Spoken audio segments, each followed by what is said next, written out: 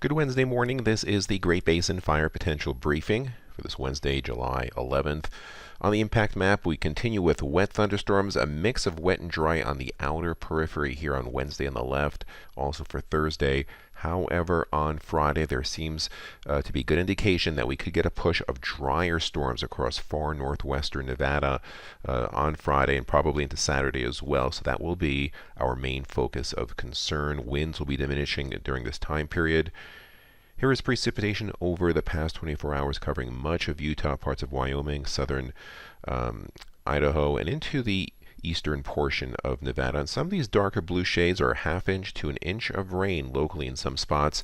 We did have quite a bit of lightning mixed in with that, and as usual with lightning, they do find some drier spots outside the rain shaft, so we did have some light to locally moderate initial attack, new fires in the red circles, recent existing fires in the yellow.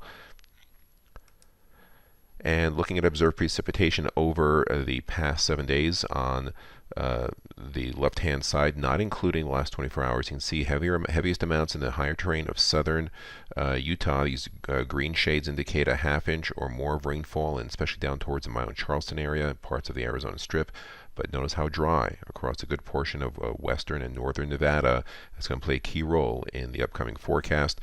On the right-hand side, that's actually percent of normal precipitation. You can see how dry across Nevada and southern, actually much of Idaho. So in that transition phase, where the wetter spots tend to be in the south. Our ERCs definitely modified across the southern part of our area through the Arizona Strip, southern Utah, southern Nevada in the 50th and 60th, 70th percentile. We don't see those 97th percentiles any longer, but we do have some of those critical fuels here still across the Uinta Basin, 90th percentile through there, as well as the northwest deserts where did have large fire activity outside the Stansbury Range. And the ERCs continue to dry out across Nevada, more in the 80th to even locally 90th percentile. Same for southern Idaho and even southern Wyoming. With our focus shifting possibly to western and northern areas, I'll look at 100-hour fuels, which are a better indicator sometimes in ERCs in grass and brush. You can see here through southern Idaho, near record dry level fuels, as well as parts of northwestern Nevada. And so with those dry 100-hour fuels well below normal to near record levels, any kind of lightning, as long as it's not too wet, could pose ignition problems. Satellite imagery, big, large, high pressure overhead pulling up the monsoon. Trough of low pressure week 1 across the Pacific Northwest should not play too big of a role in our weather. And so for later today, there's that upper level map. The green is the deepest moisture. These little blips here in the outer periphery across central Nevada, more isolated storms, possibly not as wet. Our dryness levels here, we don't have any high risk as of yet. A lot of these fuels have moistened up considerably with the higher humidity and the rain. Here's a rainfall we're expecting today, covering much of Utah, Arizona Strip, and into the southern half of Nevada. Winds fairly light across the area, especially Nevada. Up near the Martin Fire, maybe more of a northeasterly wind, but light, just 5 to 15 miles per hour. Kind of a northerly flow across parts of Utah as well. Now for Thursday, the moisture starts pushing a bit further to the west here into the Sierra, to the edge of Nevada. Drier air to the north of that. So here's our fire potential map. Still, a lot of this precipitation with lightning will be occurring where fuels have moistened up, or they'll be accompanied by wetting rains as of now. We'll have to watch some of this stuff in the outer periphery. Winds, again, fairly light, if anything, out of the north, fairly light.